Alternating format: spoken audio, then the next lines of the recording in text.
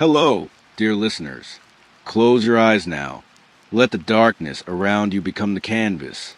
This story is for sleep, a journey into profound quiet where most unsettling truths reside. Listen to the dark story unfold, not as a shock, but as a slow, chilling revelation. You are safe, but the family in the quiet Tokyo suburb of Setagaya was safe, too, until they weren't. And the answer to who visited that horror upon them, and why they left behind a trail of evidence so brazen it defies all logic, is still waiting in the archive silence. The quiet you hear is a lie. The most terrifying crime scenes are not the ones that give up no secrets, but the ones that scream with answers that lead nowhere. Imagine a puzzle where every piece is handed to you, gleaming under the forensic lights, and yet the picture they form is an impossibility, a taunt. On the last day of 2000, in the neat, snow-dusted suburb of Setagaya, Tokyo, the Miyazawa family home became such a place. It was a two-story Western-style house, a symbol of quiet achievement. Inside, Mikio Miyazawa, 44, his wife Yasuko, 41, their daughter Nina, 8, and son Rei, 6, lay dead, victims of violence so intimate and prolonged it seemed to seep into the very walls. The killer had been there for hours. He'd eaten their ice cream, used their computer, sat in their living room, a stranger stewing in the aftermath of his own savagery. He'd left behind a sweater, a scarf, a jacket, a unique, soiled handkerchief. He'd left his footprints in blood, his fingerprints on a cupboard door. He'd left his sweat on a sports bag, and most definitively, he'd left his DNA everywhere. This was not the work of a phantom. This was the work of a man who seemed to deposit his entire identity at the scene like a calling card. In any standard investigation, this would be an open-end shut case. The evidence was not just ample. It was overwhelming, arrogant, a cascade of data. The police had a genetic blueprint, a wardrobe, a footprint analysis that pointed to a specific brand of sneakers sold only in South Korea. They had a mountain, and yet, as the years ticked by, that mountain became a labyrinth, because a man who left all of himself behind in that house somehow left nothing of himself in the world. He vanished into the data, a ghost made of flesh and blood and conclusive forensic proof. The paradox is staggering. A crime scene that tells you everything and a killer who remains nobody. You might think, with such evidence, an arrest was imminent. The Japanese police, the Metropolitan Police Department, launched one of the largest manhunts in the nation's history. They processed over 15,000 DNA samples from voluntary submissions. They traced the clothing to unique manufacturers. The sand in the sneakers treads was analyzed to a specific region. The killer's blood type, his probable ancestry, even a possible skin condition, all cataloged. This was not a cold case of lack of clues. It was a cold case because the clues were too specific, too unusual, and they led to a person who, according to every database, every border control log, every neighborhood watch, did not exist. It was as if the evidence itself was a red herring, but one made of incontrovertible scientific fact. The killer was a foreigner, likely of European and Asian mixed descent. He had a rare stride. He wore clothes available in an American military PX. He used a distinctive knife. He was calm enough to linger, to snack, to surf the family's computer for hours after the murders. He was, in essence, a perfect forensic profile walking around the world. And that is the core of the chilling mystery that begins this journey. What do you do when the suspect is not hiding, but is instead standing in plain sight, rendered invisible by the very specificity of the trail he left? The answer, it seems, is you wait. You wait for 24 years and counting. You wait as the ice cream he ate melts into a metaphor for time itself. Cold and sweet and utterly gone. But the wait is not passive. It is an active, gnawing silence. And in that silence, the first question forms, the one that will haunt every step of this investigation. Was this arrogance or was it a plan? To understand a violation, you must first understand what was violated. The Miyazawas were not just any family. They were the epitome of the modern Japanese ideal, a portrait of curated normalcy that made their annihilation so psychologically disruptive. Mikio Miyazawa was a successful business manager at a foreign film distribution company. He was educated, worldly, a man who balanced corporate life with a gentle hobby of cultivating bonsai trees, a practice of immense patience and control. His wife, Yasuko, was a savvy and beloved deputy director at an interior design firm. She was the anchor, the aesthetic heart of the home. Their daughter, Nina, was a bright and lively 8-year-old, a spark of youthful energy. Their son, Ray, was 6, a boy whose world was likely just beginning to map itself beyond the walls of his home. They lived in a relatively new development in Kamiso Shigeya, Setagaya, a neighborhood of narrow, quiet streets where houses stood close but lives remained politely separate. This was not a place of dark alleys or whisper histories. This was a place of imported cars, well-tended hedges, and the quiet hum of achievement. The house itself was a symbol of this. A 2-story, light blue home with a small second-floor balcony. It stood out for its Western design and a land of traditional architecture. It was a statement, a family living in the future. The last known image of them alive is a photograph taken on Christmas Day, 2000, just 6 days before the murders. They are smiling, dressed in matching striped pajamas, a tableau of festive warmth. It is a crushing image because of its utter normalcy. There is no foreshadowing or eyes, no shadow in the corner of the frame, just a family together. This context is not incidental. It is the bedrock of the crime's terror. The killer did not target a marginalized family on the outskirts. He breached the very core of perceived security. He climbed to the second-floor balcony, a point of vulnerability no one had considered, and entered the children's room first. The subsequent hours would tear the portrait apart, but to focus only on the end is to miss the profound psychological warfare inherent in the act. This was a home invasion that morphed into a grotesque parody of domesticity. The killer didn't just kill, he occupied. He rummaged through drawers. He helped himself to food. He used the bathroom. He sat at the family computer, connecting to the internet, checking the website of the musical Cats, and looking up information on a local junior high school. These are not the actions of a panicked intruder. They are the actions of a man asserting a new, terrible ownership. He was, in those quiet hours between violence and dawn, the master of the house. He had replaced Mikio. He had erased Yasuko. He had silenced the children. And in doing so, he sent a silent, seismic message to every home in every quiet suburb everywhere. Your locks, your routines, your family portraits are just a story you tell yourselves. The narrative can be rewritten by a stranger with a knife, and he might just stay for a snack while he does it. The Miyazawas were the perfect victims because they represented a perfect life. Their destruction was a meticulously detailed rebuttal to the idea of safety itself. And as the investigation would soon discover, the killer left behind more than just evidence of his person. He left behind evidence of his state of mind. A mind that could commit unspeakable violence and then settle in to browse the internet, as if waiting for the next chapter of his own story to begin. But what chapter was he writing?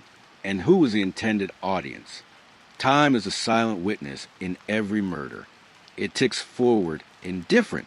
But in the Miyazawa house, between the evening of December 30th and the morning of the 31st, 2000, time became a locked room, a sealed chamber of horror where the seconds stretched into an eternity of pain. The official timeline, reconstructed from forensic pathology, computer logs, and the chillingly mundane evidence, is a map of a descent. It begins around 11:30 p.m. The family is asleep. Nina and Ray are in their second-floor bedroom. Mikio and Yasuko are in a separate room down the hall.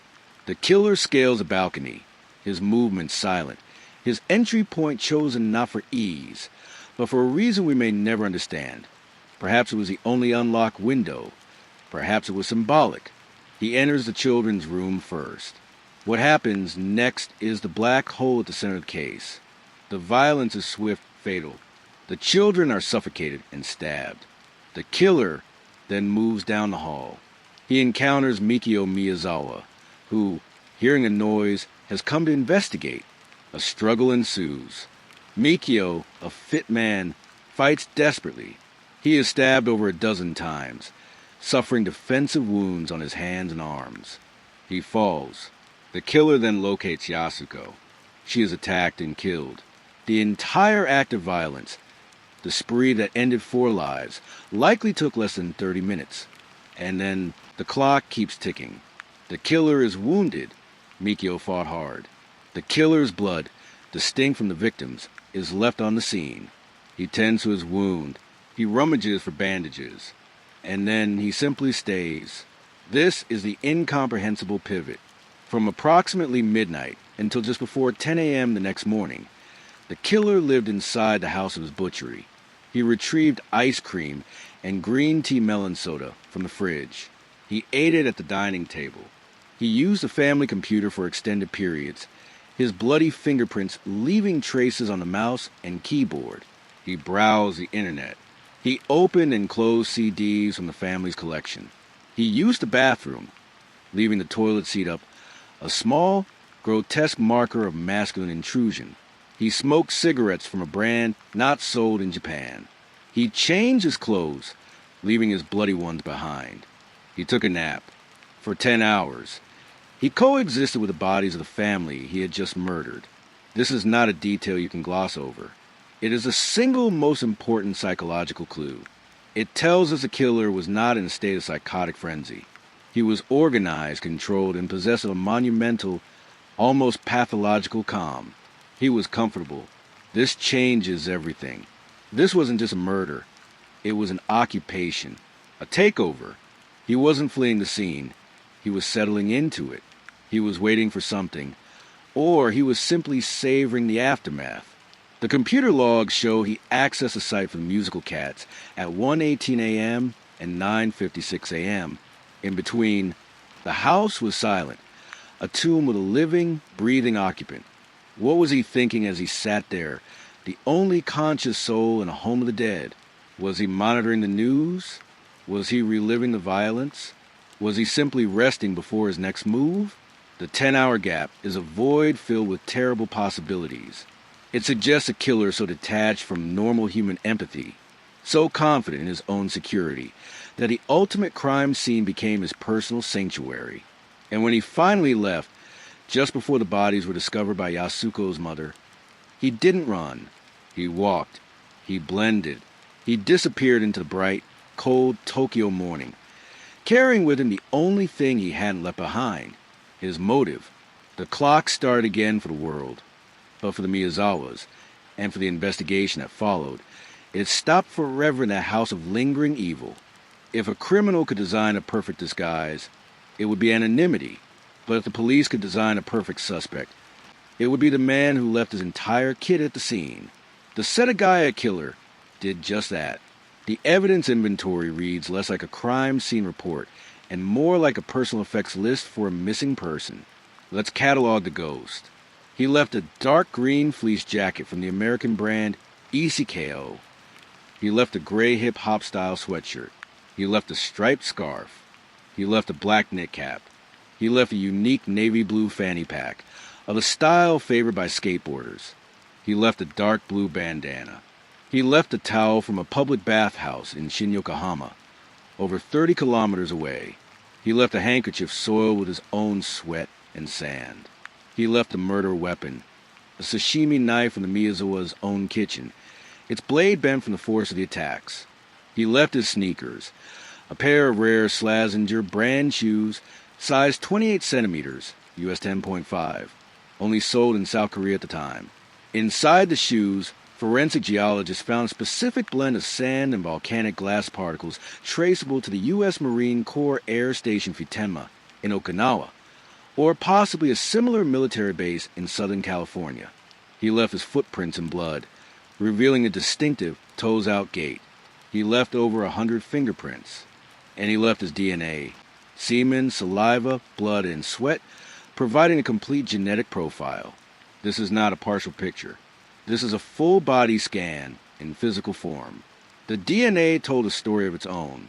The killer was a male of mixed European and Asian, specifically Japanese or Korean ancestry. His Y chromosome haplogroup was rare in Japan, but more common in Europe. His mitochondrial DNA suggested East Asian lineage. He was genetically a crossroads. The clothing pointed to a taste for American streetwear, possibly obtained from a U.S. military base exchange or PX.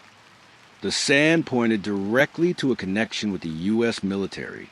The sneakers screamed South Korea.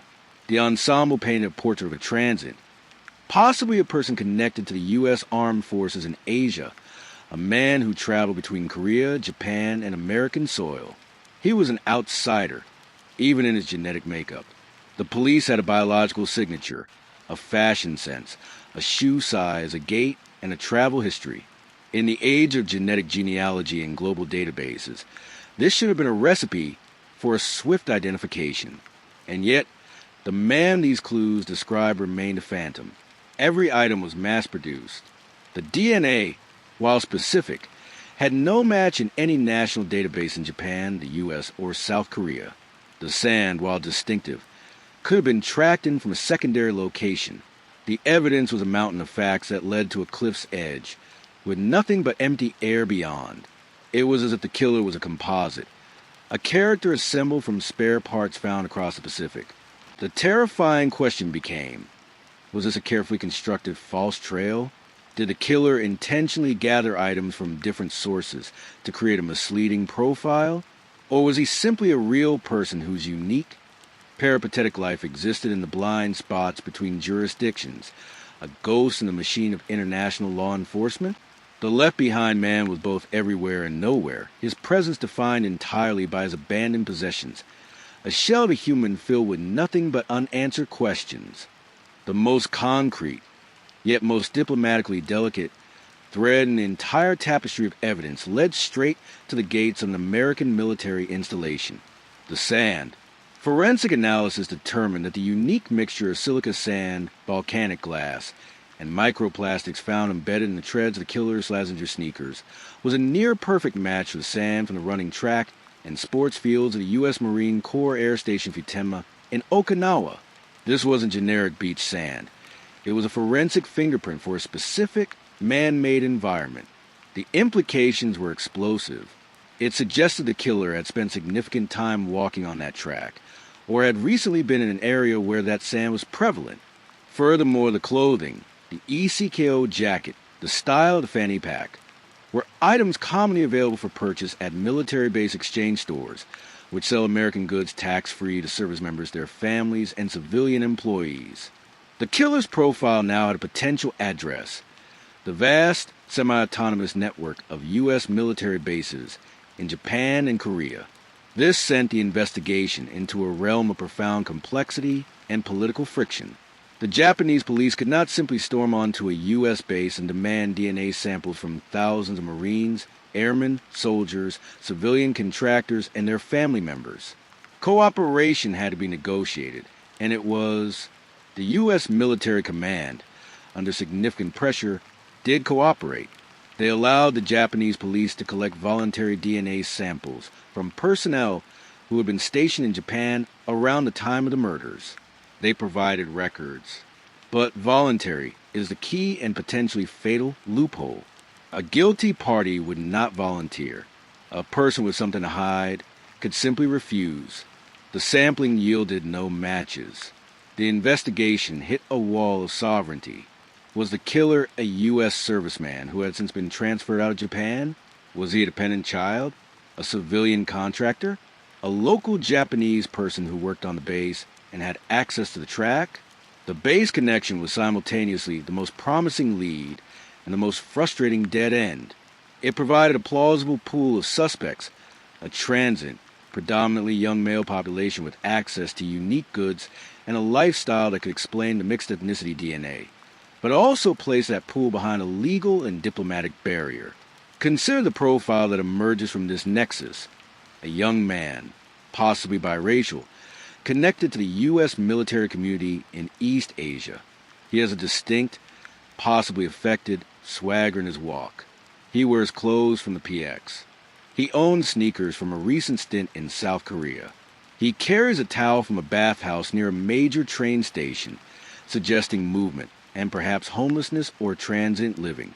He is violent, capable, and preternaturally calm. He speaks English, possibly as a first language.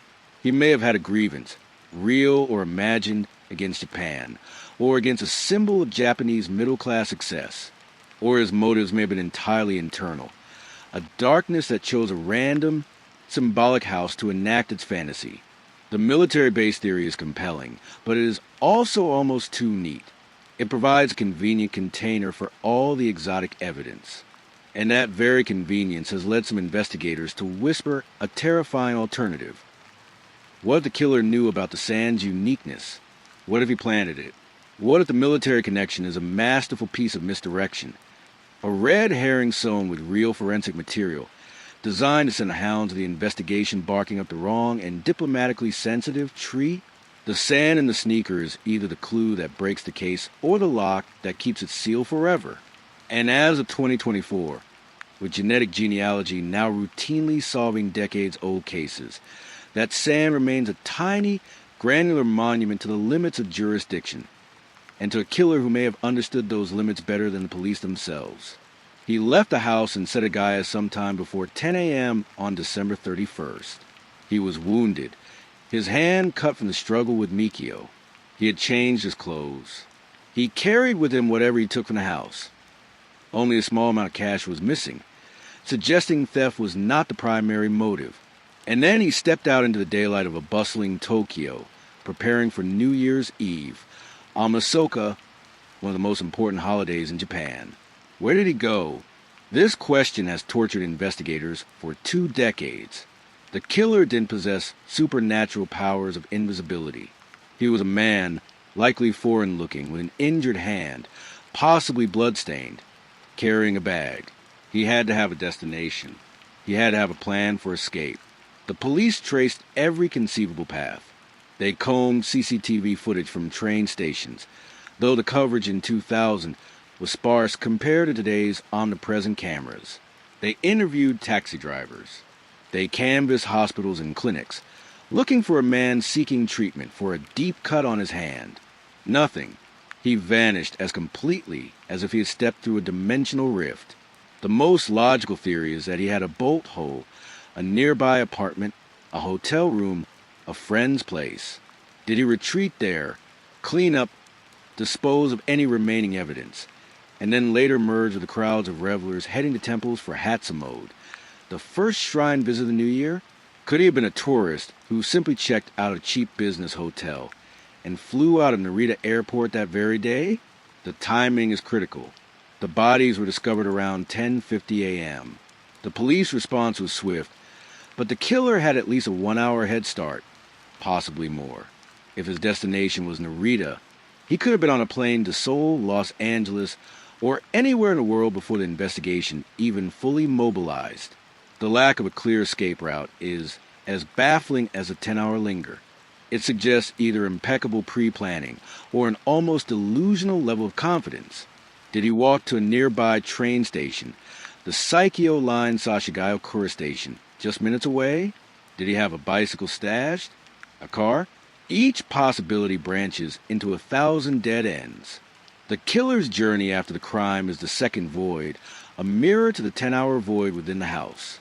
One void was a period of unsettling calm. The other, a period of efficient disappearance. Together, they bookend the violence with silence. Imagine the scene from his perspective. He closes the door of the Miyazawa house behind him. The cold air hits his face. The normal sounds of suburban morning, a distant train, a neighbor's car, must have felt surreal. He had just spent the night as a god of death in a private universe. Now he was back in the world of the living, a fugitive. Did he feel fear? Elation? Nothing at all? His ability to navigate away without a trace suggests a deep familiarity with Tokyo's transit system or with the area. It suggests a person who knew how to be unremarkable. Perhaps he wore a uniform that rendered him invisible, a delivery driver's jumpsuit, a maintenance worker's outfit. Or perhaps he was just another foreigner in a city of millions, his face not yet printed on wanted posters. The lost day is a gap where the monster reverted to a man. It is a transition from the mythic horror of the crime scene back to the banality of human existence. And in that transition lies a crucial truth. After his performance of ultimate transgression, he had to go home. He had to eat, to sleep, to live with what he had done. He is, as you listen to this, potentially still doing just that. Living. Somewhere. The lost day never ended for him. It just became the rest of his life. And the rest of our failure to find him. In the early hours of December 31st, 2000, as the Miyazawa family lay dead in their rooms, their murderer used their computer to surf the emerging World Wide Web. This act is one of the most psychologically revealing details of the entire case. It wasn't a frantic search for how to dispose of a body or escape to Brazil. It was chillingly mundane. The computer's temporary internet files showed visits to two primary sites: the official Japanese website for musical cats and the website for a local Setagaya Ward Junior High School, specifically a page about scheduling for prospective student interviews. He also accessed a family's own email account, though he did not send any messages. He browsed CD-ROMs from the family's collection. This digital footprint is a Rorschach test for investigators. What does it mean? The cat's connection has been endlessly analyzed. Was the killer a fan? Was he checking performance times? Perhaps considering attending a show? Cats was a globally popular, long-running musical. The website visit could have been pure random curiosity, a way to pass the time. But the junior high school page is different. It's hyper-local, specific. Was the killer interested in the school for himself? Perhaps as a former student or a prowler? Or was he, in a moment of grotesque role play, looking at it on behalf of the now-dead daughter, Nina? This latter interpretation is the most disturbing, suggesting a killer inserting himself into the family narrative, imagining a future he had just violently erased. Alternatively, it could be a clue to a completely different motivation. What if the killer had a fixation on that specific school? What if his true target was not the Miyazawas at all, but someone connected to that school, and the murders were a case of mistaken address or a horrific preamble? The digital trail is a series of cryptic breadcrumbs leading into a dark forest of speculation. The very banality of the browsing is its most terrifying aspect. It speaks to a cognitive state so divorced from normal human reaction that it borders on the incomprehensible. You had just murdered an entire family, including two young children, in a sustained and brutal attack. You are sitting in their home, surrounded by their bodies, and you decide to look up a musical and a school website. This isn't the behavior of a rational criminal covering his tracks. It's the behavior of someone profoundly bored or profoundly empty. It suggests the murders themselves were not the climax of his fantasy, but merely a necessary step to achieve the state of post-violence calm, this ownership of a space. The computer was a toy in his new domain. He was, in the most literal sense, playing house. This digital ghost paints a portrait of a killer whose internal landscape is a flat, affectless plane. The extreme violence caused no psychic ripple large enough to disrupt his casual curiosity. He could toggle between the reality of blood on his hands and the pixelated reality of a website without any perceptible shift in demeanor. In 2025, we understand more about the neurobiology of trauma and psychopathy. We know that some individuals lack the neural wiring for empathy, their mirror neuron silent. The killer's browsing history may be the purest expression of that emptiness ever recorded in a crime scene. He left no manifesto in the files. He left no taunting email. He left only the quiet, mundane clicks of man killing time in a house where he just killed everything else. The question his browsing history asks is not who am I, but what am I? And the answer seems to be a void, using a machine to reflect its own nothingness back at itself. Faced with a forensic bonanza, the Tokyo Metropolitan Police Department did what any major police force would do. They launched a massive, systematic, and expensive investigation. The scale was unprecedented. They distributed flyers with composites based on the clothing and the rare sneakers. They appealed for information on the unique fanny pack and towel. And they embarked on a monumental DNA dragnet.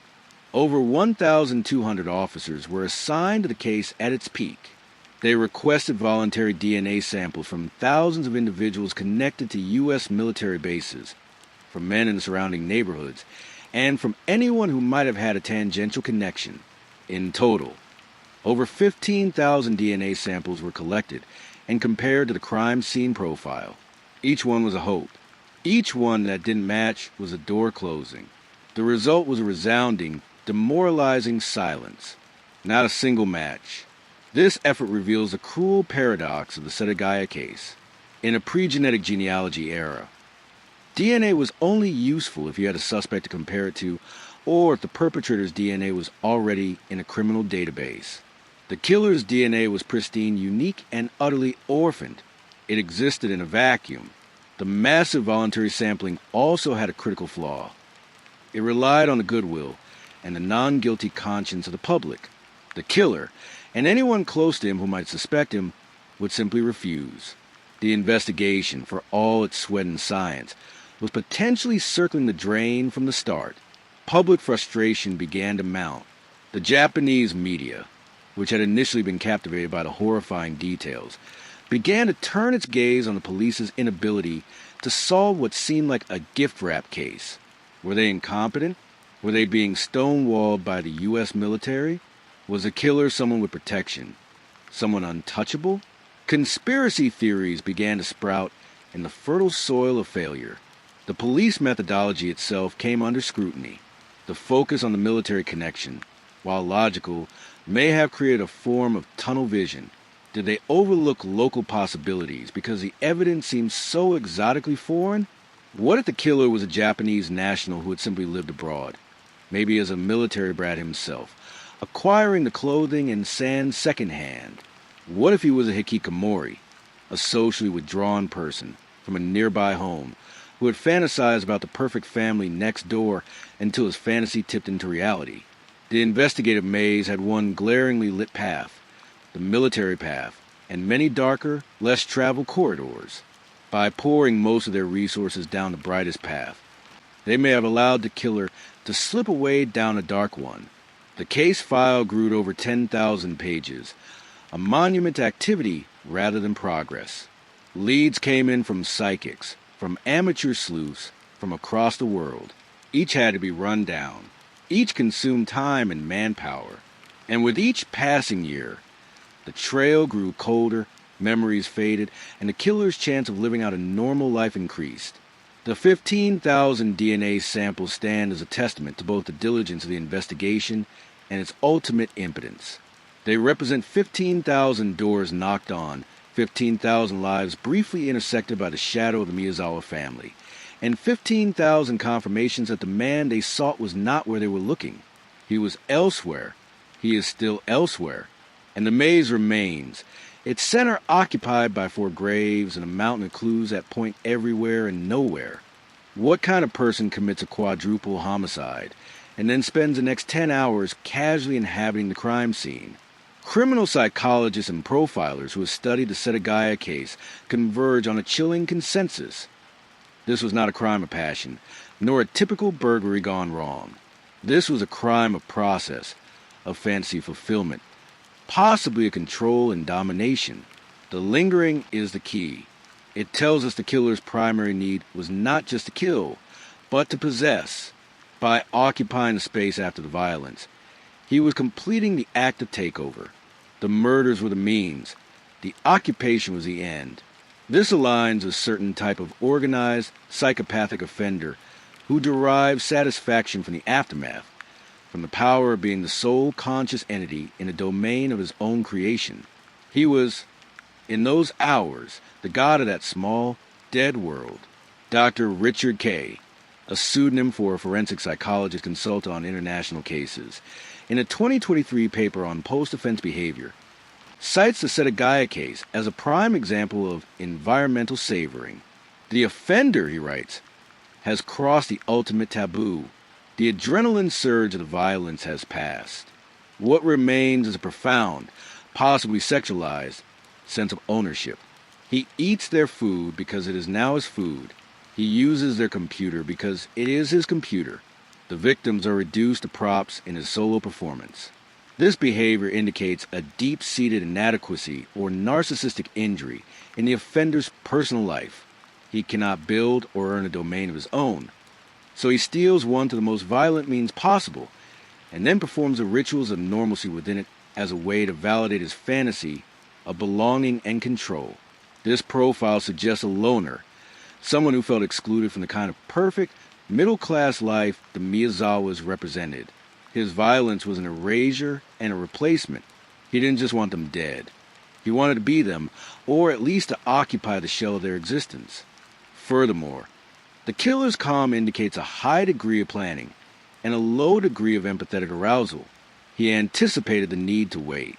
He was prepared to be in the house for an extended period. He brought a change of clothes. He knew how to tend to his wound. This speaks to military or survival training, or simply a meticulously organized mind. The fact that he could sleep suggests a conscience so dormant, it was effectively non-existent. This is not a man haunted by ghosts. It is a man who creates them and then rests comfortably in their company.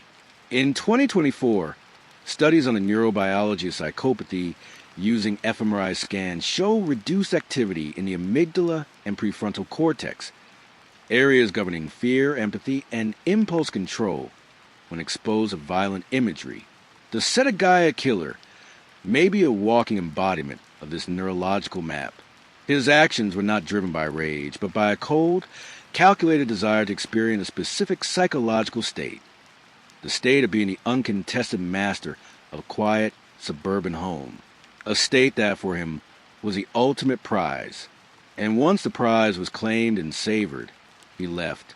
He didn't set the house on fire to destroy the evidence. He didn't mutilate the bodies in a post-mortem frenzy. He simply walked away. His fantasy concluded. The terrifying implication is that he may not have needed to kill again.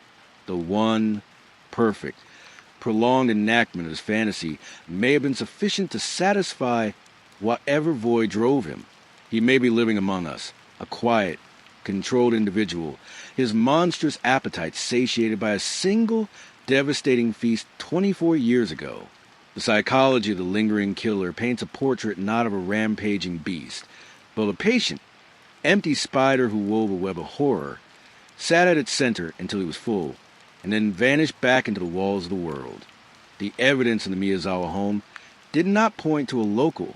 It pointed to a traveler, a man of the Pacific Rim. The Slazenger sneakers, only sold in South Korea. The sand from a U.S. base in Okinawa, with a possible match to Southern California. The American streetwear, likely from a PX. This created an international web of potential leads that stretched across oceans, a jurisdictional nightmare. Japanese detectives traveled to Seoul to investigate the sneaker supply chain. They collaborated with the FBI and U.S. military investigators to track the clothing and the sand analysis. They explored the possibility of the killer being a merchant marine, a flight attendant, a student who studied abroad. Each thread led into a tangle of logistics and dead ends. The South Korean connection is particularly intriguing. The specific Slazenger model, in that size, was a limited edition. Investigators managed to track down and interview several individuals who had purchased that shoe in Korea. All were accounted for. The killer's pair remained an orphan. Did he buy it in Korea and wear it to Japan? Did he acquire it secondhand from a U.S. serviceman who had been stationed in Korea? The shoe is a concrete item that should have left a paper trail. Inventory records, store receipts. But in the retail world of 2000, such trails were ephemeral.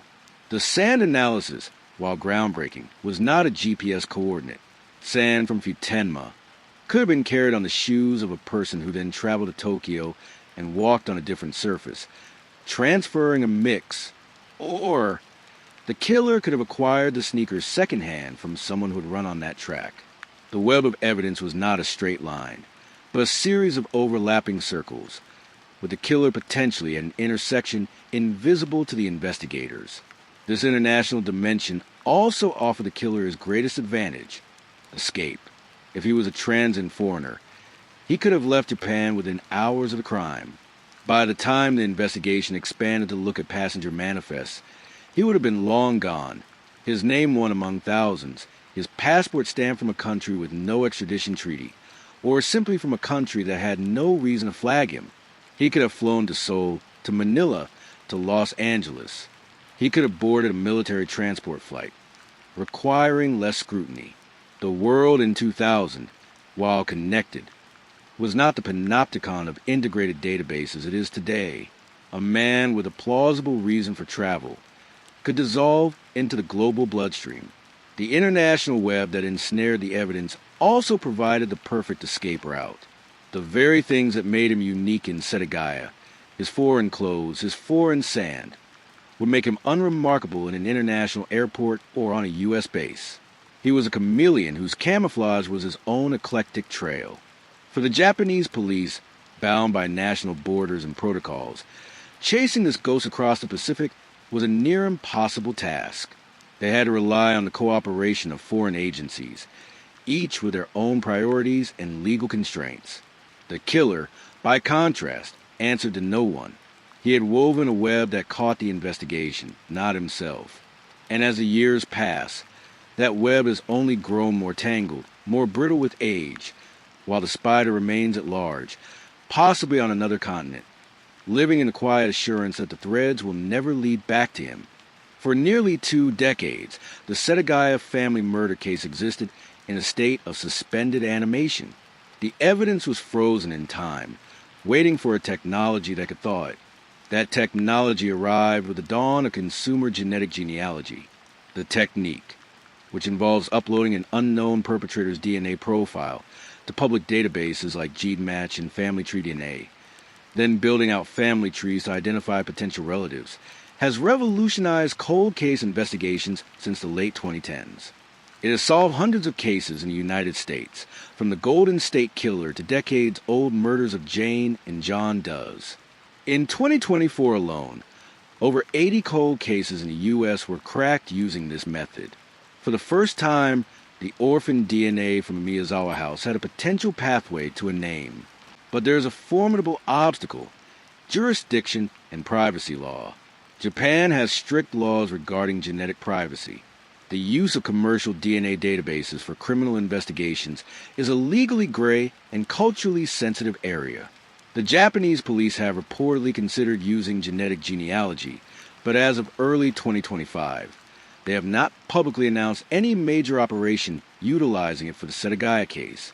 They would likely need to collaborate with U.S.-based genetic genealogists, as the databases are predominantly populated with people of European and American descent.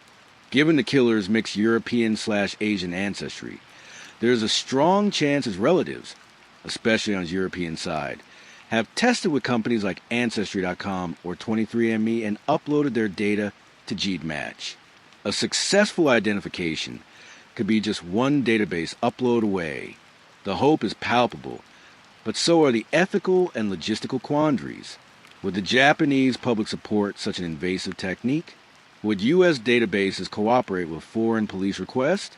The clock is also ticking in a different way. The killer, if alive, is now likely in his 40s or 50s. His parents may be deceased, but his genetic cousins are out there. Every day that passes without this technique being employed is a day the killer gains. The cold case heat isn't from a fresh lead or a witness memory. It's from the quiet, digital hum of servers storing the building blocks of human identity. The same technology that allows people to discover their heritage could, in an instant, expose a heritage of violence. The Miyazawa case is perhaps the most compelling international candidate for a genetic genealogy breakthrough outside the Western world. It has a pristine DNA sample and a strong indication of European ancestry. The puzzle is no longer a purely forensic one. It is a tactical and diplomatic one. Can the guardians of the evidence harness the tools of the future to finally answer the questions of the past? The hope is a tiny, persistent flame in the long, dark freeze of this case. But it is a flame that has ignited justice in darkness before. It waits now for someone to decide to light the match. When official investigations fail, the void is filled by speculation.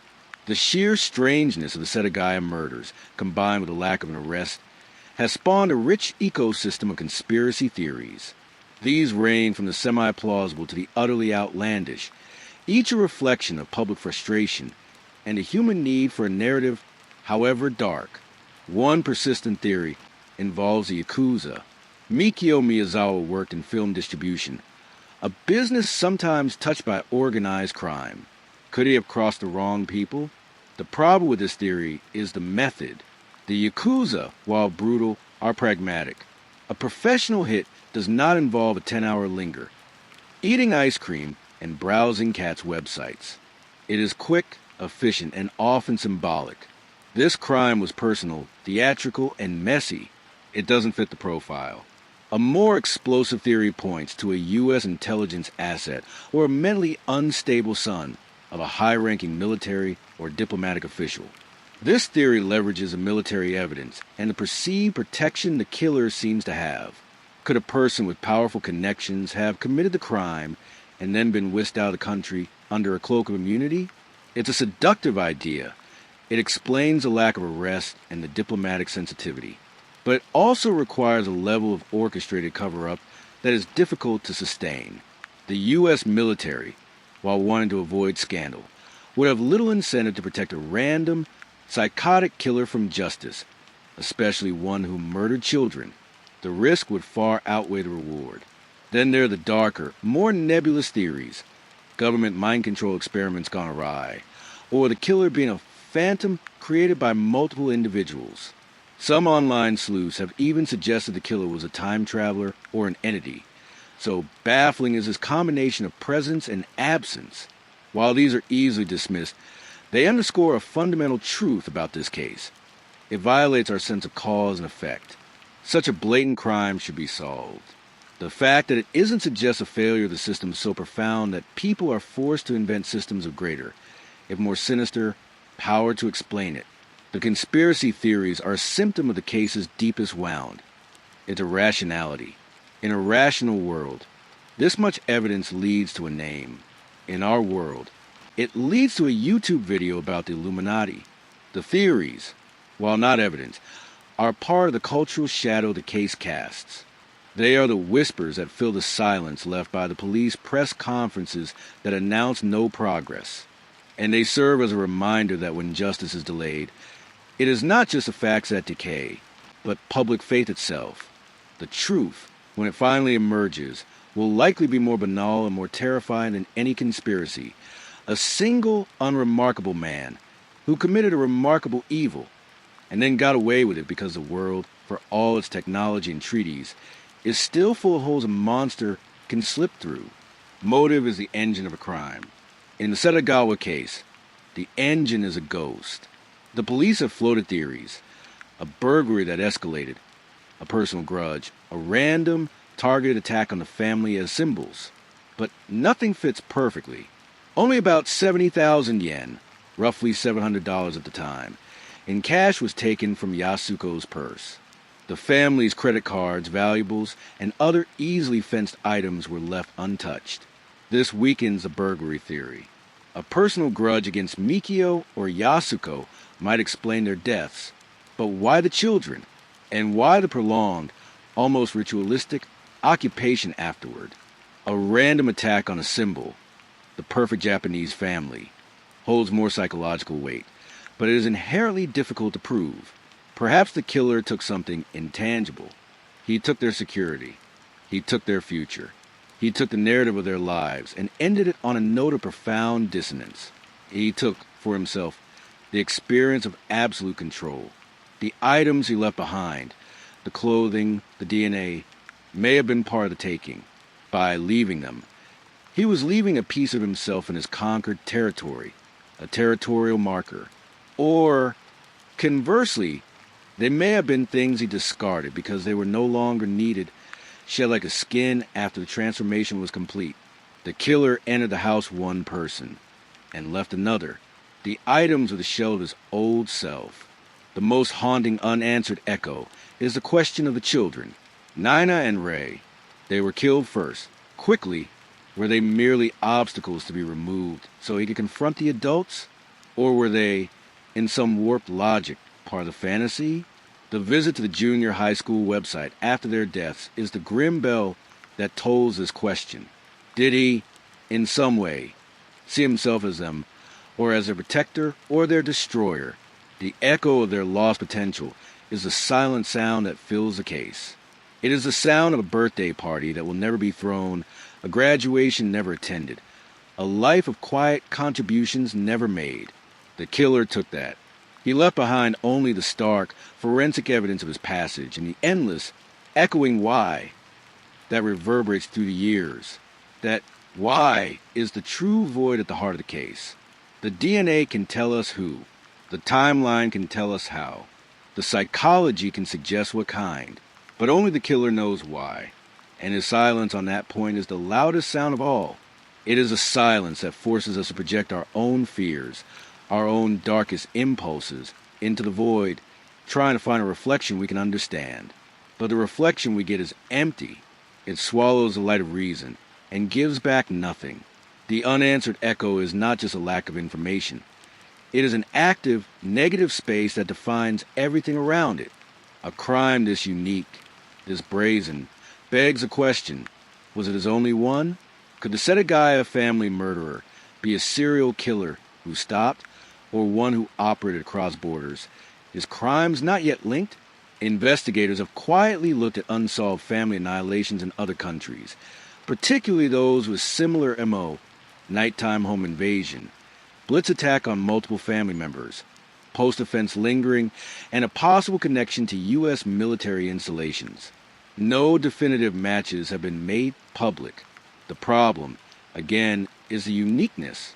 Most serial killers have a signature, but they also have a type and a method that repeats. The Setagaya case is such a complex, multifaceted event that finding an exact duplicate is unlikely. However, elements of the crime appear in other cases. The 1984 Ketty Cabin murders in California involved a brutal, unresolved triple homicide with signs of lingering.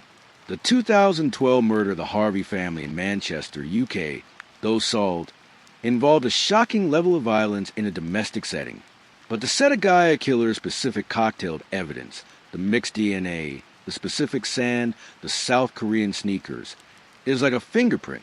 If he killed again, he would have left a similar bizarre trail. No such trail has been publicly connected. This leads to two equally disturbing possibilities. One, he was a one-and-done killer whose singular, meticulously planned fantasy was so completely realized in Setagaya that he never needed to risk capture again. His psychological itch was scratched permanently. Two, he did kill again, but in a country with less sophisticated forensic capabilities, or in a way that obscured the connections. Perhaps he changed his method after learning from his mistake of leaving so much evidence. Perhaps his later crimes were less theatrical, more efficient. The international dimension makes linkage a nightmare. A murder in South Korea in 2002 with a similar knife wound pattern might never be connected to a DNA profile sitting in a Tokyo evidence room. Without a centralized global violent crime database, a mobile killer can hop jurisdictions, leaving behind puzzles that local police see as isolated tragedies. The Setagaya killer, if he is a serial offender, exists in the gaps between our systems of detection. He is the ghost in the machine of international law enforcement. As of 2025, with Interpol and other agencies improving data sharing, there is always a chance a latent fingerprint or a DNA profile from an old case in another country will suddenly ping as a match to the evidence in Japan. That possibility is a thin, persistent thread of dread.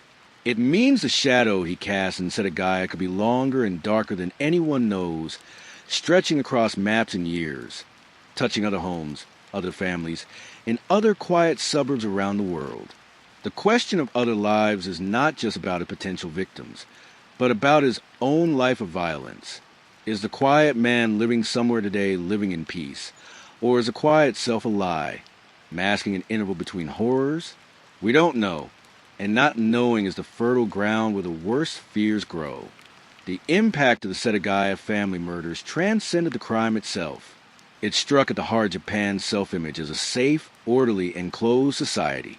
Here was a crime of unprecedented brutality, committed not in a gang district or a red light area, but in a Danchi housing complex, in a wealthy ward of Tokyo, the epitome of middle-class life. The killer was almost certainly a gaijin, a foreigner, and he had violated the most sacred Japanese space, the IE, the home. The cultural shockwave was profound. Sales of home security systems skyrocketed. Balcony latches were reinforced.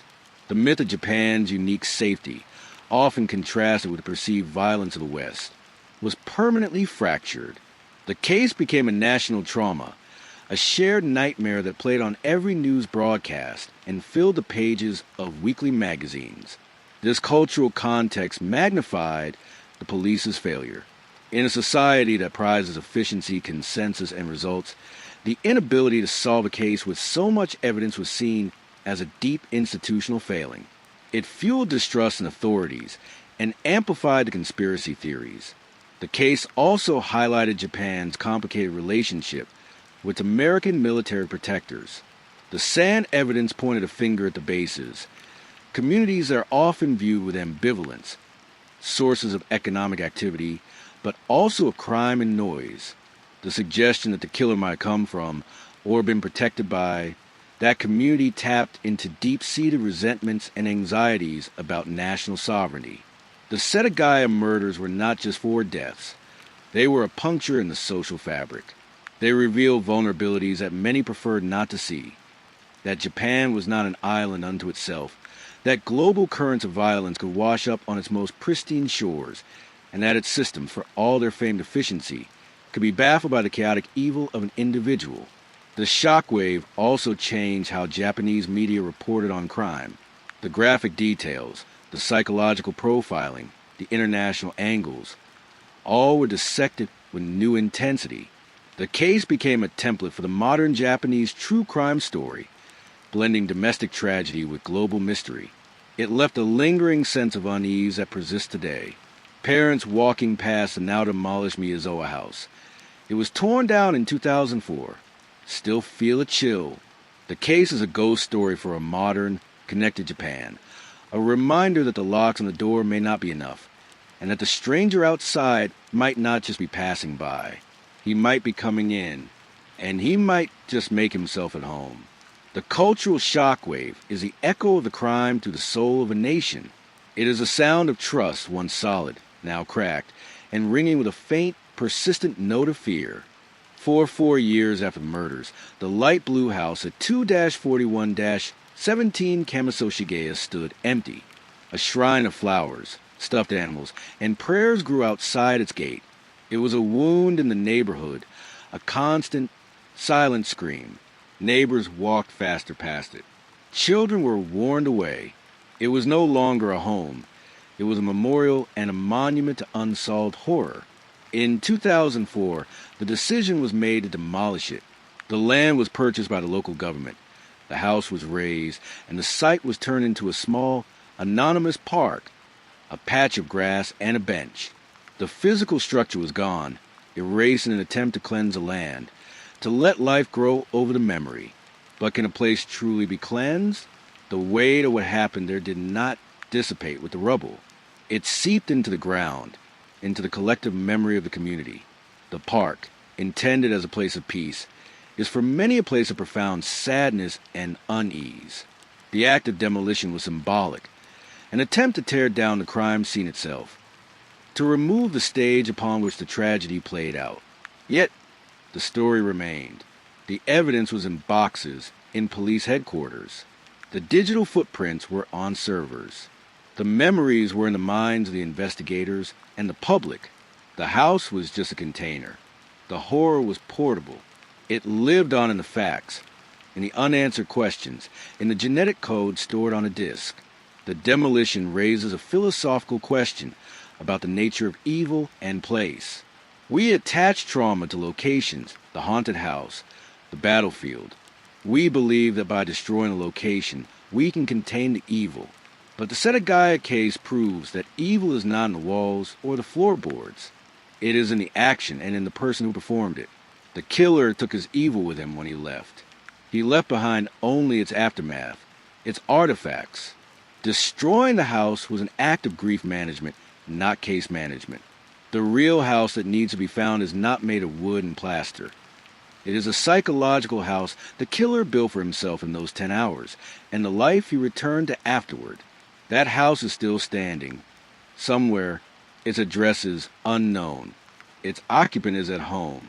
And the weight of that place, the unseen place where the killer truly lives, is the heaviest weight of all. It is the weight of a secret that has been carried for 24 years, a weight that has not lessened with the demolition of a building in Tokyo, but has only grown denser, darker, and more isolated with every passing year of freedom. Behind every cold case statistic are living people trapped in a perpetual present of grief and uncertainty. For the relatives of the Miyazawa family, the demolition of the house was not an end. It was just another chapter in a never-ending story of loss. Yasuko's mother, who discovered the bodies, carries that image with her every day. Mikio's colleagues, the children's teachers, their friends, all were sentenced to a life of wondering what if and who. The family's shadow is long and dark. They cannot have closure because the book has not been closed. The killer's continued freedom is a daily, silent accusation. It says their lives were not important enough to warrant justice. It says their deaths are a puzzle the world has chosen to leave unfinished. In occasional media interviews, family spokespersons and friends express a mixture of weary hope and resigned despair. They plead for anyone with information to come forward. They follow the news of genetic genealogy breakthroughs in America with a painful yearning.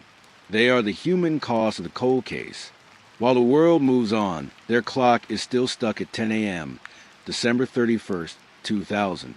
They age. They remember. They wait. Their tragedy is compounded by the spectacle of the case. The theories, the documentaries, the online sleuthing. They must see their loved ones' names and images used to fuel content and speculation. They are both the center of the story and utterly powerless within it. The shadow they live in is not just one of sadness, but of a frozen narrative. They cannot complete the story of their family because the final chapter, the chapter of justice, is being withheld by a faceless man and the passage of time. This is a true, unspoken horror of an unsolved crime. The violence is not a single event. It is a permanent condition for those left behind. It is a room they can never leave.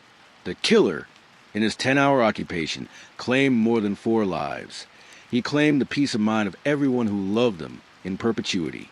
He sentenced them to a life sentence of questioning. The family's shadow is a reminder that cold cases are not academic exercises. They are open wounds on the body of community and on the hearts of specific, real people who had to wake up every morning and remember that the person who did this is still out there, breathing the same air, living under the same sun, his secret intact. Their shadow is the shape of justice denied. In the vacuum left by official investigation, a new force emerged. The global community of internet sleuths.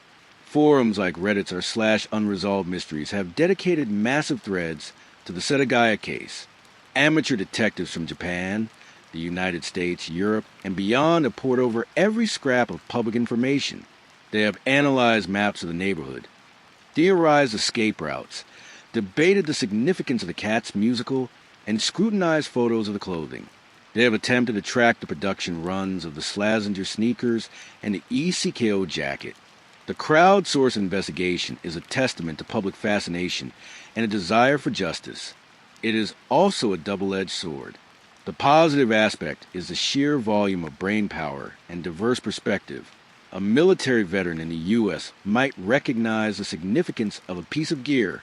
A Korean speaker might find a forgotten news article about the sneakers. The collective effort can sometimes surface leads or connections that a single, overworked detective unit might miss. However, the dark side is a potential for witch hunts, misinformation, and the harassment of innocent people who fit a loose profile. The internet thrives on certainty, but this case is all about ambiguity. Wild theories can gain traction and waste precious time. Furthermore, the sleuths do not have access to the full evidence kit. They are working from a public-facing summary, which means they may be solving a puzzle with half the pieces missing, leading them down logical but ultimately false paths. The most valuable contribution of the online community may be persistence. They keep the case alive. They generate media attention. They create pressure. In an age where public interest can influence resource allocation, the constant hum of online discussion is a reminder to authorities that the world is watching. The sleuths are the modern-day town criers, shouting the Miyazawa name into the digital square, hoping the right ears will eventually hear. They are driven by the same fundamental need that drives this documentary: to impose order on chaos, to find a pattern in the noise, to answer the unbearable question.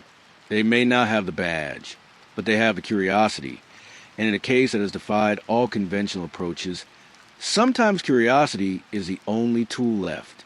But it is a tool that must be wielded with care, lest it become a weapon that wounds the innocent in its desperate search for the guilty. Let's engage in a chilling thought experiment. The killer was in the house for 10 hours. He used a computer.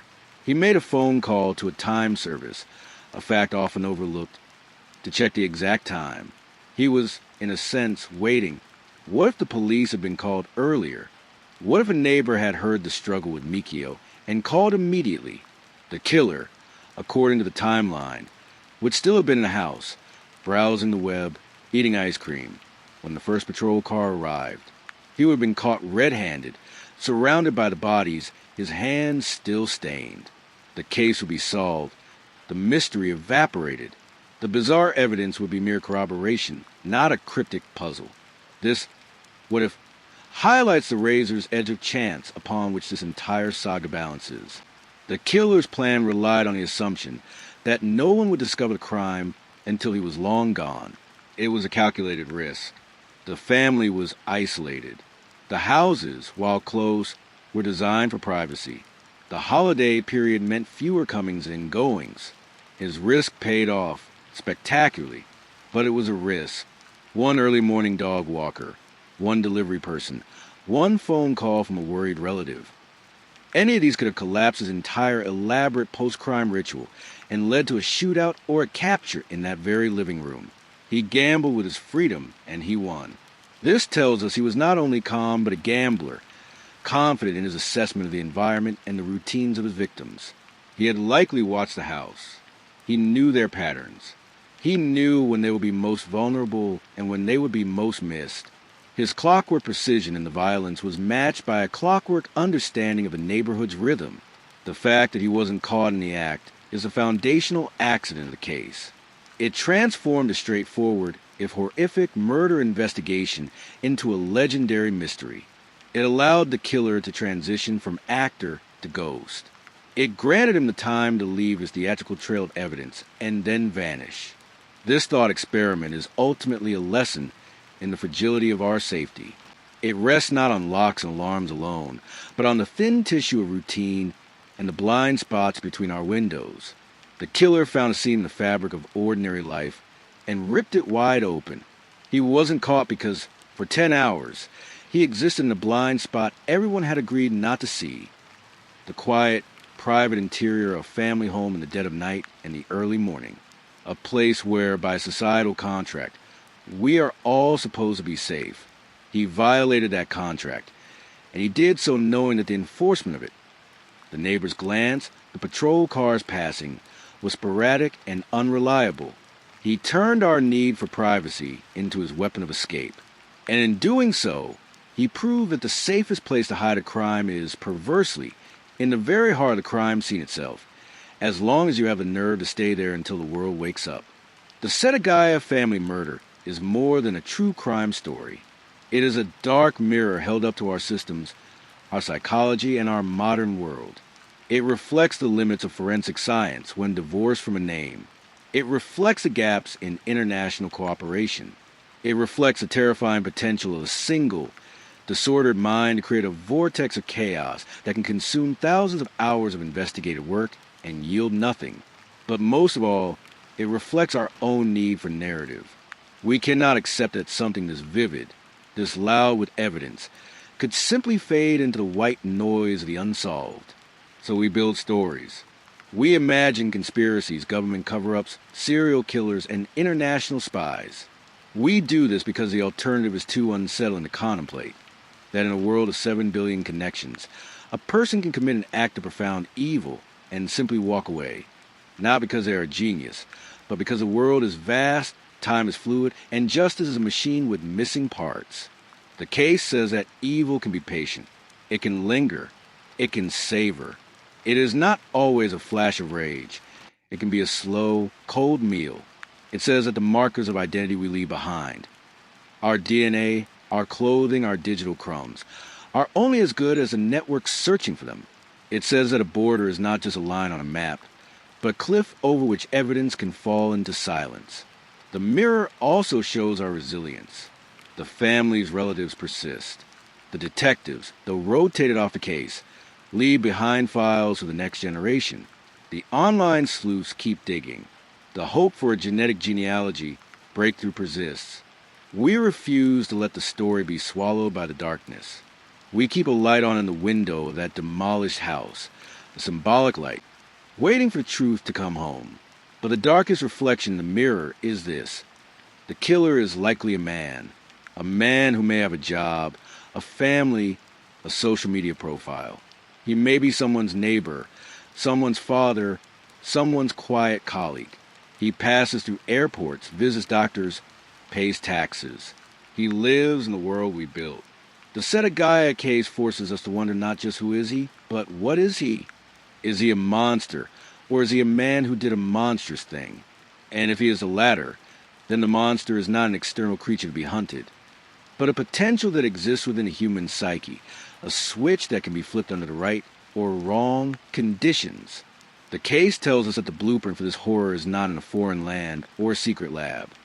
It is in the neurology of a person who looks like us, walks among us, and one night decided to cross a line that most of us cannot even conceive of, and then he decided to stay for a while, to make himself at home in the aftermath. That is the most terrifying reflection of all. The idea that the stranger is not always at the door. Sometimes he's already inside, and he's decided he likes it there. And when he leaves, he takes with him the only thing that really matters, the reason why, and leaves us with everything else, a mountain of proof that proves nothing except that he was there and that he is gone. We rely so heavily on sight and sound, but smell is the most primal memory-locked sense. In the initial hours after the discovery, before the full scope of the horror was understood, those first officers on the scene would have been hit by a complex olfactory signature. The metallic scent of blood, vast quantities of it. The faint, lingering odor of cigarette smoke from the killer's unique brand. The smell of his sweat on the abandoned clothes and towel. The smell of the house itself, clean, lived in, now violated. And perhaps, underneath it all, the scent of the ice cream and melon soda. A sweet, incongruous note in the symphony of death. Smell is evidence that cannot be bagged and tagged, but it is recorded in the amygdala of those who experience it, triggering visceral memories years later. For the killer, too, smell would have been part of the experience. The scent of the home as he entered, the coppery explosion of scent during the violence, the sterile smell of the bandages he applied, the familiar smell of his own cigarette brand, a touchstone of normalcy in an abnormal situation, the sweet smell of the dessert he ate.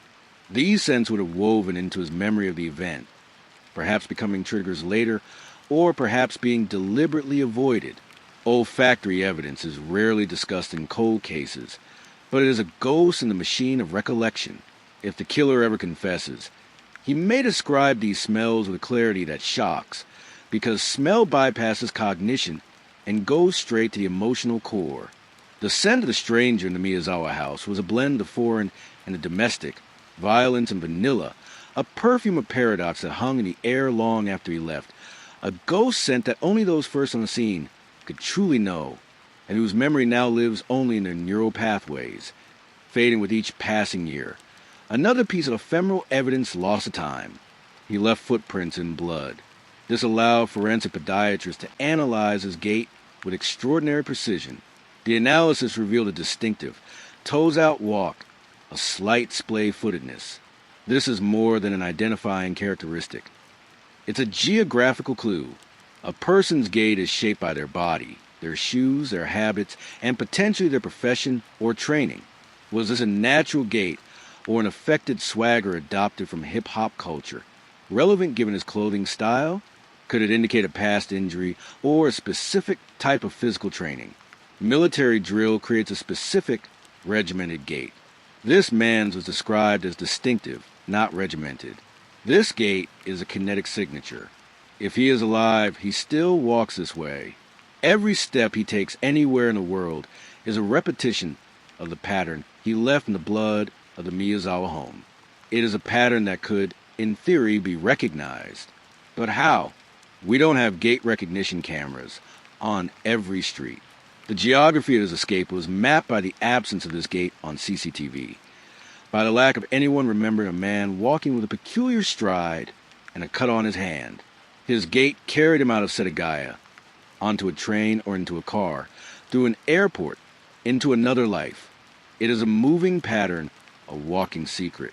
He could be in Seattle or Seoul, and his footprint on a sandy beach or a snowy sidewalk would still bear the faint, invisible echo of that bloody print from 2000.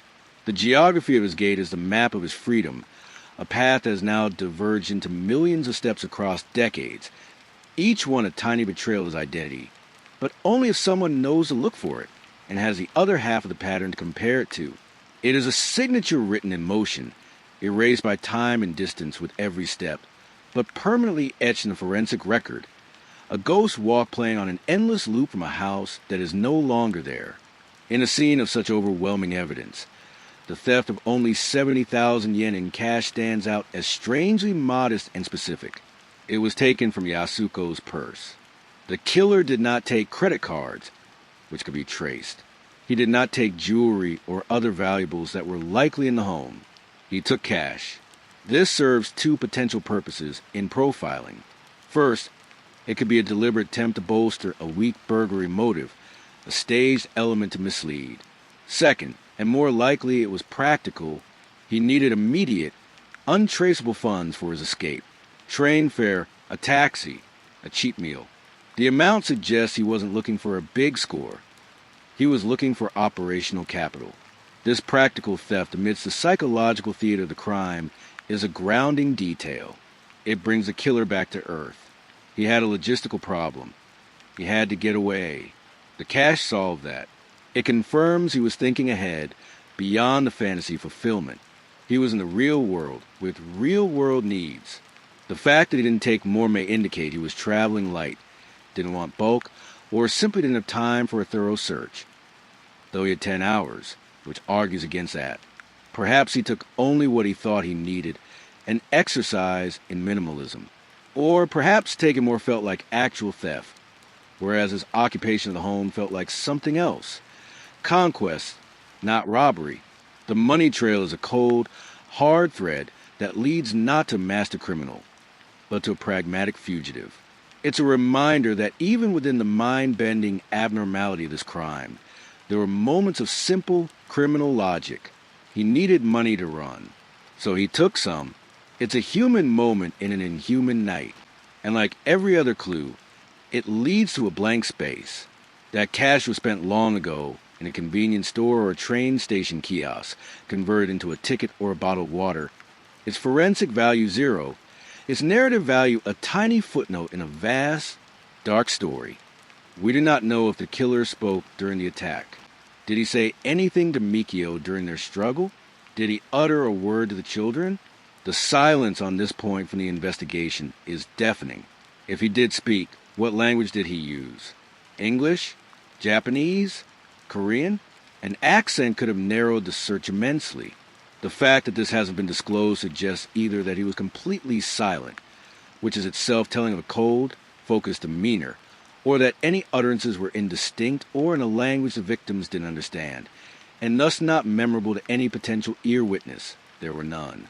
Or, the police are holding this detail back, a card kept close to the chest for verifying any future confession.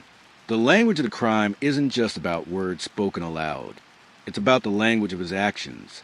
The browsing of the Japanese language website for cats and the local junior high suggests he could read Japanese at least at a basic level. Or he was using a computer with a language set to Japanese and was navigating by icon or guesswork. His ability to use a family computer, a device in 2000 that was less intuitive than today's, suggests some familiarity. The language of his chosen clothing was American streetwear. The language of the sand was U.S. military. The language of the DNA was mixed heritage. He was a polyglot clues, speaking in forensic tongues, but his human voice remains a mystery. That silence is potent. If he spoke English with an American accent, it strengthens the military connection. If he spoke Japanese fluently, it opens other doors. If he spoke not at all, it paints a picture of a robotic, efficient, and terrifyingly quiet force of destruction. The language of his crime, in the end, may be a language of pure action, a vocabulary of violence and possession that needs no translation, and whose meaning is all too clear, even if the speaker's identity remains a cipher. The murders occurred on Amisoka, New Year's Eve, one of the most significant family holidays in Japan. Traditionally, it is a time for cleaning the home, osoji, settling debts, and gathering for a meal of tashikoshi soba, year-crossing noodles. It is a time of introspection and preparation for the new year. The killer chose this moment. The streets will be quieter as people prepare to be with family or traveled. Police resources might be differently allocated. The following day, New Year's Day, is a national holiday, meaning a potential delay in discovery if the family had no plans. He exploited the cultural rhythm. He used the holiday as cover for his entry, his prolonged stay, and his escape. This choice is strategic and symbolically loaded. Did he want to destroy a family on the eve of their new beginning? Was it a commentary on the hollowness of these traditions, from the perspective of an outsider? Or was it purely tactical? He knew the routines would be disrupted, providing a larger window of opportunity. The holiday context wraps the crime in an additional layer of cruelty. It wasn't just a murder. It was a desecration of a sacred time. For the relatives, every New Year's Eve is now forever poisoned, an anniversary of loss instead of celebration. The killer inserted his darkness into the heart of a national light. He didn't just take lives. He took a holiday. He rewrote its meaning for an entire extended family and community. The timing tells us he understood Japan, at least enough to know the cultural weight of the date. It was not a random choice. It was a choice that maximizes operational security and inflicted maximum symbolic damage. He didn't just want to kill a family. He wanted to kill their future, and he chose a precise moment when the future is most ceremonially welcomed. It was a strike at the very cycle of life and renewal. The year 2000 sits on a fascinating cusp. The internet existed, but was not ubiquitous. Cell phones were common, but not smart. They didn't have GPS or cameras. CCTV was sparse, especially in residential neighborhoods. Digital payment was in its infancy. Cash was king. DNA databases were national and small. It was in many ways the last era where a person could commit a crime of this magnitude and realistically hope to disappear without leaving an immediate digital avalanche. The killer surfed the web on a desktop computer connected by a dial-up modem, leaving traces only in temporary files on that specific machine. He didn't have a phone pinging off cell towers. He wasn't captured on a dozen doorbell cameras as he approached the house. He paid for his escape with untraceable cash. He existed, forensically, only in the analog world and the very early digital one. This technology lag is a key character in the story. It is the accomplice that allowed the mystery to persist. If the same crime happened today, the evidence might be overwhelming in a different way. Location data, facial recognition, digital transaction trails. But in 2000, the tools for disappearance were still powerful. The killer operated in a sweet spot of technological history. Forensic science was advanced enough to give a detailed profile, but surveillance and connectivity were primitive enough to allow a person to vaporize after leaving that profile behind. He is a relic of a vanishing world, a killer whose method is now almost an anachronism. Today, evil has to work harder to hide. But in 2000, it could still step out of a house and into the blind spot of the age. The technology lag granted him a form of temporary invisibility that has become permanent through the passage of time. He is a ghost from the last moment a ghost could reasonably be made. As of 2024, 24 years have passed. Evidence degrades. Memories fossilize. Detectives retire, taking institutional knowledge with them. The case file, while meticulously kept, becomes a historical document. The killer, if alive, is in his late 40s or 50s. His hair may be gray. His gait may have changed with age or injury. The clothing he left behind is now a vintage fashion item, its context lost. The world has moved on through countless news cycles. The aging of the mystery is a slow, quiet force working against resolution. Each year, the chance of a witness remembering a crucial detail diminishes. Each year, the killer's ties to his old life, the military, his friends from 2000, may loosen through death or distance. And yet, mysteries can age like wine in some respects. New perspectives emerge. New technologies develop. A retired detective in Kansas might see a documentary and remember a troubled soldier he once knew who fit the profile. A genetic cousin might upload their DNA to a database in 2025, creating the link that cracks the case wide open. The aging process works both ways. It erodes, but it also distills. It strips away the noise and leaves behind the core, stubborn facts. The DNA doesn't age. The fingerprint records don't fade. The facts of the case are embalmed in reports, waiting for a fresh set of eyes, a new connection. The aging of the mystery is a race between erosion and enlightenment. The dust settling on the file is not just the dust of neglect. It is the dust of patience. The case is waiting. It is waiting for the one piece, the one name, the one moment of conscience or confession that will cause all that settled dust to swirl into the shape of a face, a name, a final answer. The aging is an end. It's a long, drawn-out middle, a pause in a narrative that has lasted for almost a quarter of a century. He has gotten away with it for 24 years. What does that do to a person? Does the secret fester? Does it become a part of him? A dark core he orbits every day? Or has he compartmentalized it so completely that it feels like a story he once heard, not something he did? The weight of an unconfessed crime of this magnitude is unimaginable to a normal psyche. But if the psychological profile is correct, his psyche is not normal. He may feel no weight at all. He may feel pride. He may feel nothing. The absence of confession, or even a credible boast, is notable. Serial killers often insert themselves into investigations or leave taunts. This killer left evidence, but no messages. He has been silent. This could indicate he is dead, or it could indicate he is supremely disciplined, understanding that any communication is a risk, or it could mean the act was complete in itself. He doesn't need the notoriety or the dialogue with law enforcement. His satisfaction was private. For the investigation, the lack of a confession is a hole that can only be filled by hard evidence.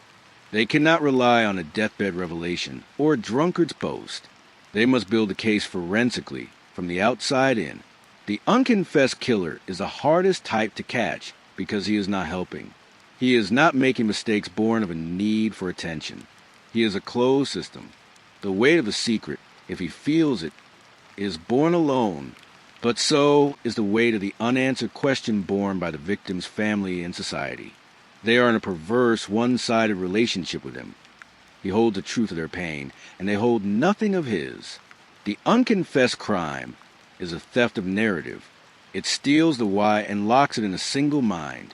All we can do is circle that mind from the outside, with our DNA tests and our footprint analyses, hoping to find a crack in the wall. But the wall is silent. It has been silent for 24 years, and its silence is the loudest sound in the case. But silence is not emptiness. Within it, mysteries breed. Let's probe the silence. Let's ask the questions that live in the gaps between the evidence. The first mystery, the sand. Not just its origin, but its presence.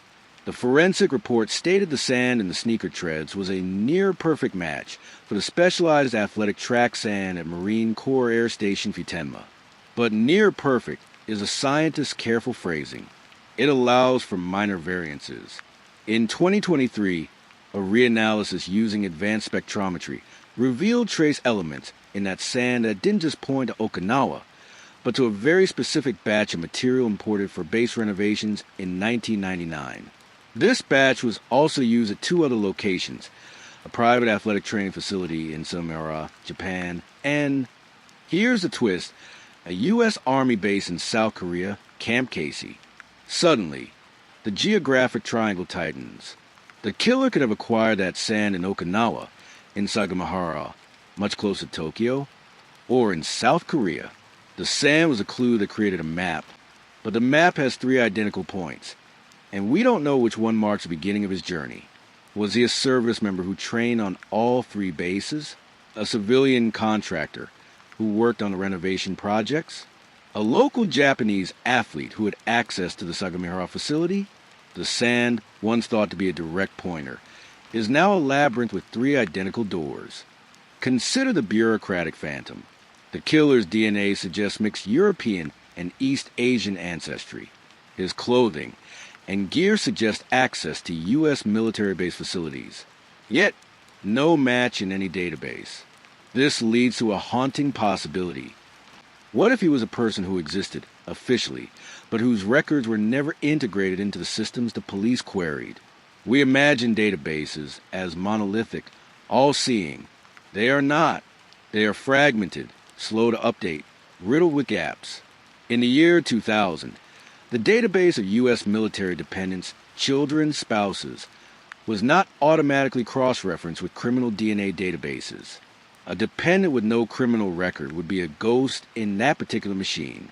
Furthermore, what if he was a child of a service member and a local woman, born overseas, perhaps even in a country with poor vital records? He might have a U.S. passport, but a life lived almost entirely in Asia. His DNA, a blend of his parents, would not strongly match predominantly European or predominantly Japanese databases.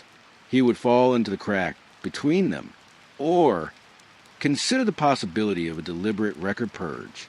What if, after the crime, someone with authority, a terrified parent, a connected superior, helped him disappear? A paperwork death overseas, a new identity issued in a different country. In the pre-9/11 world, identity was more fluid. It was possible to slip through the cracks of bureaucracy and emerge as someone else. The killer could be living under a name acquired through fraud or protection. His original identity buried in a file cabinet marked inactive or lost. He is a name without a record and a record without a name. He is the ultimate modern ghost.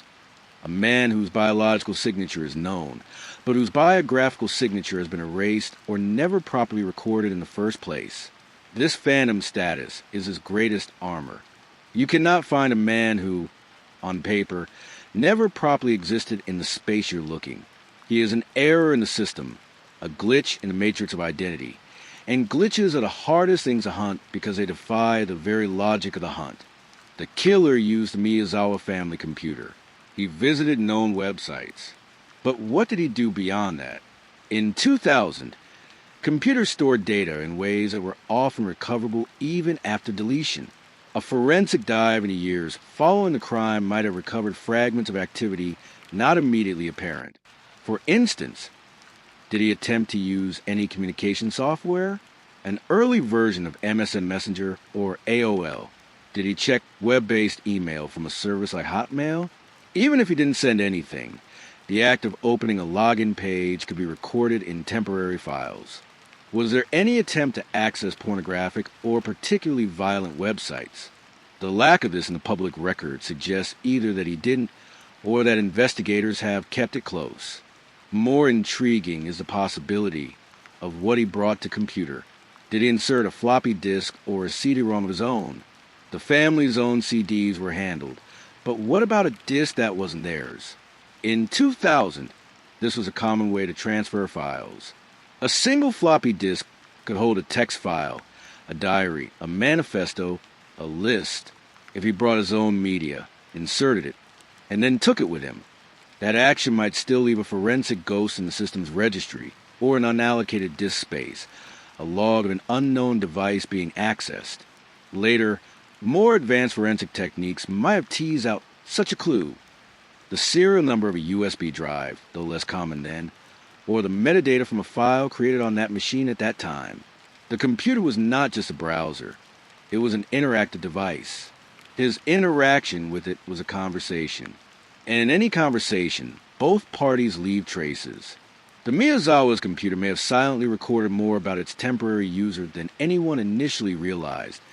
Data that is now fossilized in the magnetic platter is a hard drive, likely stored in an evidence locker, awaiting a future technology that can ask him more precise, more revealing questions. We know he took cash, but what if he took something else? Something small, personal, and never reported missing because no one knew it was gone? A trophy. The psychological compulsion to take a souvenir is powerful in offenders who engage in fantasy-based crimes. It allows them to relive the event, given the killer's prolonged occupation. He had ample time to browse the family's intimate spaces. A photograph of the children, a piece of the mother's jewelry that wasn't particularly valuable but was distinctive, a child's drawing from the refrigerator, a business card of the father's, something that symbolized his conquest and ownership. If he took such a trophy, it is the one piece of evidence that is not in the police inventory. It is with him. It is a silent, physical tether between his current life and that night. He may look at it regularly. He may have hidden it away, never to be seen but always known. This unseen trophy is a psychological time bomb. If he is ever apprehended for another reason, and his home is searched, that trophy could be the key. It is the personal, illogical item that defies denial. While DNA proves presence, a trophy proves intent, connection, and memory. The mystery of the missing trophy is a question posed directly to the killer's psychology. Did you need to take something to make the fantasy permanently yours? And if you did, where is it now? Is it in a safety deposit box, buried in a backyard, or sitting in plain sight on a shelf, disguised as a memento of an innocent past? That unknown object is out there, a piece of the Miyazawa family held captive, a secret within the secret. Chapter 36. The Witness of the Weather. A.M. The murder happened on a cold night, December 30th to 31st. The killer left a window open on the second floor. He spent hours in the house. Yet, the reports don't mention the house being exceptionally cold when discovered. This is a minute, almost silly detail, but it's a detail that can trap memory. Perhaps a neighbor, walking their dog very late or very early, noticed a light on in an upstairs room, and noticed a distinctive billow of a curtain from an open window on a freezing night. Two anomalies together, light and an open window in winter. That combination might have stuck in the neighbor's mind as odd, but not odd enough to call police. They might have thought the family was airing out a room after a cooking mishap, or that a child had gotten up. The weather itself is a witness. It was cold enough to see one's breath. If the killer stepped outside onto the balcony for a smoke at any point, could a neighbor in another house, also awake, have seen the brief glow of a cigarette ember and the plume of breath in the porch light of the Miyazawa house? A tiny, distant tableau of a man standing in the cold, looking out. The witness of the weather is about creating conditions for observation. The cold made people stay indoors, but also made visible things that are invisible in warm air, breath, the stark contrast of an open window letting heat escape. It's the kind of peripheral sensory memory that might be unlocked under hypnosis or in a very specific interview. Did you see anything unusual that night? Might yield nothing. But did you see any open windows, or perhaps the glow of a cigarette on a balcony, around 3 a.m.? Might trigger a neural pathway long buried. The weather was part of the scene. It held data.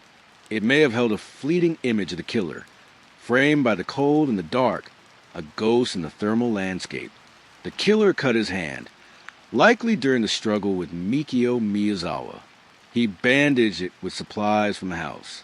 That wound is a story in itself. How deep was it? Did it require stitches? If it was a deep laceration, it would have left a scar a scar on the left or right hand, between the thumb and forefinger, or across the palm, a permanent mark. Any medical professional who treated such a wound in the days following New Year's 2001, in Tokyo or in any city the killer fled to, would remember a patient with a fresh, serious hand laceration. The police canvassed hospitals.